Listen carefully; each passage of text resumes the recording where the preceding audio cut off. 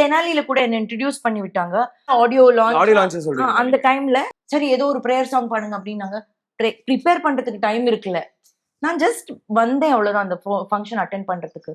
And நான் ஒரு Sanskrit song பாடினேன். அதுவும் கமலஹாசன், ரஜினிகாந்த் இவங்களெல்லாம் பார்த்து பயந்து, I'm not jogging. Rehman sir, ஐயோ கடவுளே இவங்கெல்லாம் இருக்காங்களா?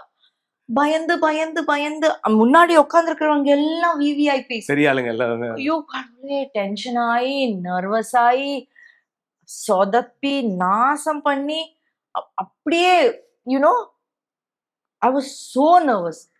நான் அந்த நர்வஸா இருந்திருக்கலன்னா அதெல்லாம் நான் ரெகுலரா பாடுற சாங். ஏன் அப்படி இருந்ததுன்னு எனக்கு தெரியல. அப்படி நர்வஸ் ஆயிட்டேன். அதனால அதுக்கப்புறம் இந்த மாதிரி ஃபங்க்ஷன் எல்லாம் இருக்கு நான் போகவே மாட்டேன். நான் வரமாட்டேன். எதுக்குமே போறதே கிடையாது. பயம். நீங்க பாடின பாட்டே பாட மாட்டீங்களா போயிட்டு? எனக்கு அவ்வளவு பயம் ஆயிடுது. இப்ப இல்ல, நான் அந்த டைம்ல தான் கேக்குறேன். So I was very nervous.